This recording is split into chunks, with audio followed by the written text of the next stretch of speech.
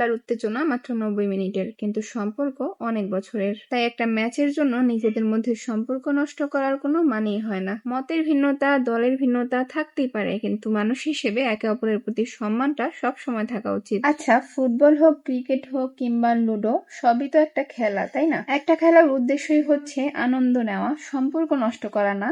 কারণ হার জিত কিন্তু খেলারই অংশ। তাই কোনো দল হেরে গেলে সেই দলের সমর্থকদের অসম্মান করা, ব্যক্তিগতভাবে আক্রমণ করা কিংবা অপমান করা কিন্তু কখনোই ঠিক না। একটা খেলার জন্য বন্ধুত্বের সম্পর্ক কিংবা ভালোবাসার সম্পর্ক নষ্ট না করে খেলাকে খেলার মতোই উপভোগ করা উচিত। আজ সকালে আর্জেন্টিনা আর সুইজারল্যান্ডের ম্যাচটা কে কে দেখেছেন কমেন্টে জানাবেন অবশ্যই। খেলা নিয়ে তো অনেক কথাই হলো, এবার চলুন দেখি আমার শাশুড়ি আজকে কি রান্না করেছে।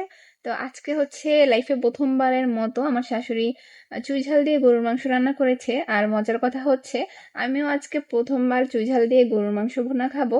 যেহেতু বাজারে অথেন্টিক চুই ঝালটা পাওয়া যায় না, সেজন্য রাহার বাবা খুলনা থেকে অর্ডার করে এই চুই ঝালটা আনিয়েছে। সেটা আজকে আমরা টেস্ট করে দেখব যে কেমন লাগে খেতে। যেহেতু প্রথমবারের মতো এক্সপিরিয়েন্সটাও আপনাদের সাথে শেয়ার করব। অনেকের কাছে এই বিষয়টা হাস্যকর মনে হতে পারে, চুই ঝাল নাকি প্রথমবার খাচ্ছে। হ্যাঁ, আসলে আমি আজকে প্রথমবারই ট্রাই করব। দুপুরে রান্না বান্না শেষে গোসল করে ফ্রেশ হয়ে তারপরেই তো খেতে বসে পড়লাম। যেহেতু আমি আমার শাশুড়ির হাতের গরুর মাংস ভুনার রেসিপিটা আমার চাঁদরাতের ব্লগে শেয়ার করেছিলাম ঈদের আগে, তো এর জন্য আজকে আর ডিটেইলে ভিডিও করিনি। আর আজকে চুইঝাল দিয়ে গরুর মাংসটা রান্না করেছে, টেস্টটা আসলেই দারুণ হয়েছে। চুইঝাল মূলত খুলনা ও যশোর অঞ্চলের খুবই জনপ্রিয় একটি মশলা।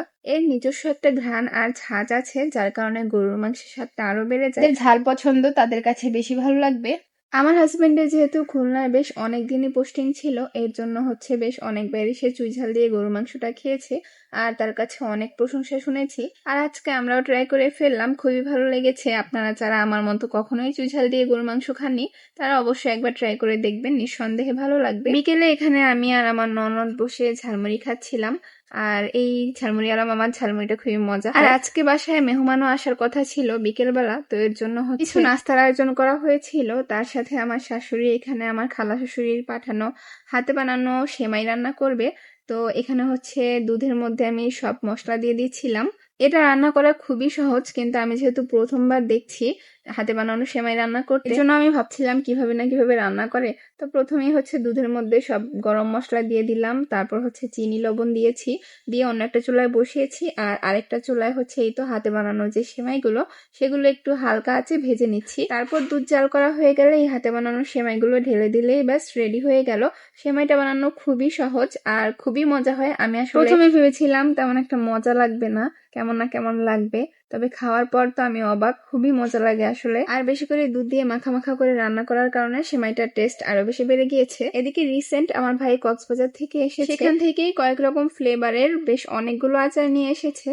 আগেরবার যখন ও কক্সবাজার গিয়েছিল তখন এই আচারগুলো খুবই অল্প এনেছিল, আর আমি বলেছিলাম যে এই আচারগুলোই সবচেয়ে বেশি মজা, তাই এবার অনেকগুলো করে। এই আচারগুলোর টেস্ট আসলে অনেক ভালো, কিন্তু পরিমাণে খুবই কম দেয়, মানে প্যাকেটের একদম কোনায় পড়ে থাকে। তো যাই হোক, এই ছিল আজকের ভিডিও। সবাই ভালো থাকবেন। Thanks for watching. আল্লাহ হাফেজ।